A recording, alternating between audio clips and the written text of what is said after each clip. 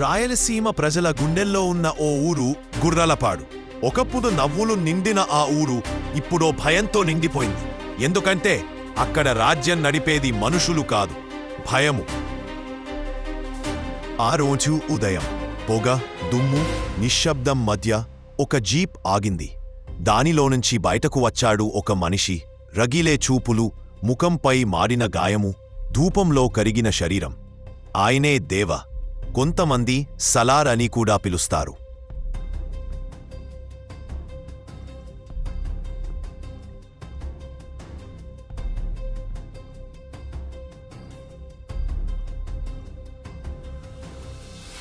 ఏళ్ల క్రితం దేవా ఒక్కడే కాదు, అతనితో పాటు వర్ధన్ ఉన్నాడు. 2 సింహాలు, ఒక ఊరిని కాపాడిన వీరులు. వారి బంధం రక్త సంబంధం కంటే గొప్పది.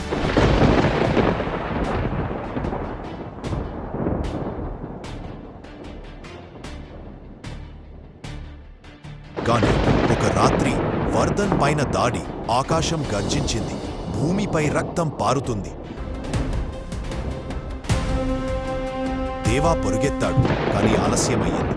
వర్ధన్ నేలమీద రక్తంలో పడి చివరి మాట అన్నాడు, దేవా, మన ఊరిని కాపాడు.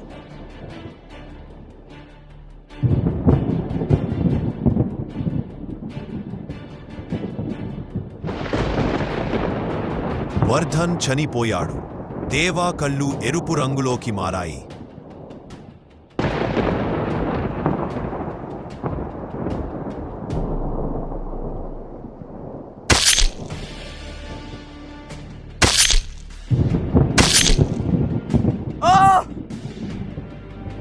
ఆ రాత్రి తరువాత దేవ మాయమయ్యాడు.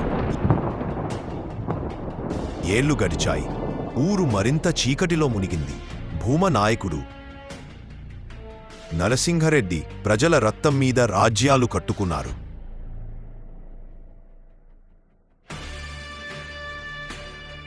కాని ఒకరోజు గంట మళ్ళీ మోగింది. దేవా తిరిగి వచ్చాడు. గుడి ముందర పూలు వేశాడు. దూసుకొచ్చారు భూమానాయకుడి మనుషులు.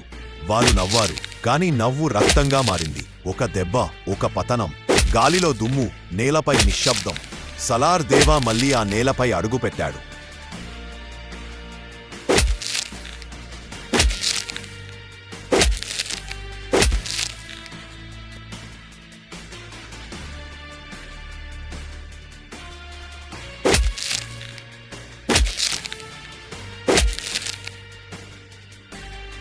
తరువాత దేవా కనుకొన్న నిజం ఊరిని కుదిపేసింది. వర్ధన్ని చంపమని ఆజ్ఞ ఇచ్చింది. వారి గురువు నరసింహారెడ్డి. దేవా గర్జించాడు, నువ్వు గురువు కాదురా, రాక్షసుడు. దుమ్ము, మంట, పోగ, రక్తం అన్నీ కలిసిపోయాయి. గాని దేవా ఆగలేదు. ప్రతి దెబ్బలో కోపం కాదు, న్యాయముంది. ఉషస్సులో దుమ్ము మేఘాల మధ్య దేవా నడిచాడు. గాయాలతో, గొలుసు చేతిలో, కన్నీళ్లతో.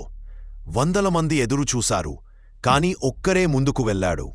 దేవా, వారిని చంపొద్దు, భయం చంపుదాం. చివరికి నరసింహారెడ్డి పాదాల వద్ద ఖడ్గం ఆగింది.